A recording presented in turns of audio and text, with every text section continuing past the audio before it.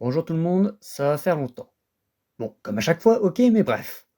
Aujourd'hui, on parle de Spider-Man Tourment.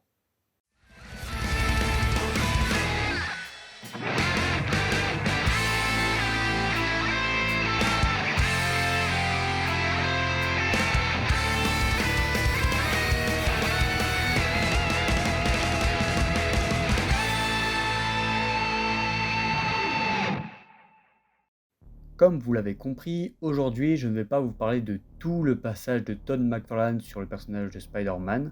Aujourd'hui, je me préoccupe uniquement de Spider-Man Tourment, écrit et dessiné du coup par Todd McFarlane en 1990. Donc aujourd'hui, on va seulement se pencher sur ces 5 numéros qui sont disponibles en édition Must-Have chez Panini Comics. Pour le synopsis, je vais me contenter de quelque chose de très court. Le lézard est hors de contrôle et tue à tour de bras. Va s'en suivre un combat sanguinaire entre Spider-Man et le lézard. Bien, commençons sur le pourquoi j'ai décidé de faire une vidéo sur ce comics, son visuel. Remise en contexte, j'allais voir l'incroyable Across Spider-Verse et j'avais envie de me prendre un comic Spider-Man pour l'occasion. Ainsi, dans ma librairie, Spider-Man Tourment m'a tapé dans l'œil. Rien qu'en feuilletant les pages, j'avais senti une ambiance particulière. Et je ne m'étais pas trompé.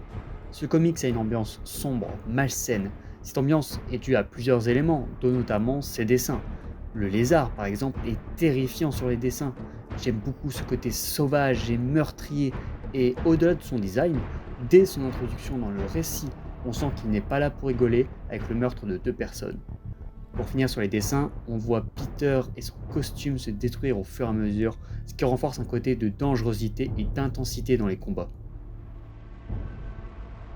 Autre point que je voulais aborder, le positionnement des bulles de texte. Quand Peter est en plein affrontement, par moments les bulles de texte de ses pensées sont désordonnées, petit mot par petit mot. Cela représente parfaitement l'état d'esprit de Peter à ce moment-là. On n'en prête pas forcément attention, mais le positionnement des bulles ainsi que leur longueur permet de rythmer une page et transmettre des émotions. Ici, par moments, ces bulles de texte permettent de renforcer l'idée de danger et d'affaiblissement de Peter qui se perd dans ses pensées. Vous l'avez donc compris, Peter va bien se faire casser la gueule pendant ce combat. Ah oui, il faut le dire, il va prendre cher. Mais justement, qu'est-ce qui permet à Peter de continuer à se battre malgré la douleur? Son amour pour MJ. Je ne vais pas m'étendre sur le sujet car je suis loin d'être un expert, mais comme dans la dernière chasse de Kraven, ce qui motive Peter à continuer de se battre et ne pas mourir est son amour envers MJ. D'ailleurs, dans le comics, MJ se questionnera sur comment Peter arrive à trouver cette force.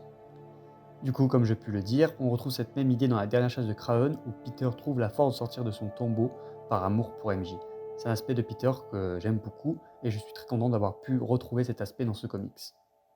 Pour conclure, ce que je retiens de ce comics, c'est un combat spectaculaire, des dessins incroyables et un Peter qui n'abandonne pas. Je vous recommande fortement de l'acheter et de le lire.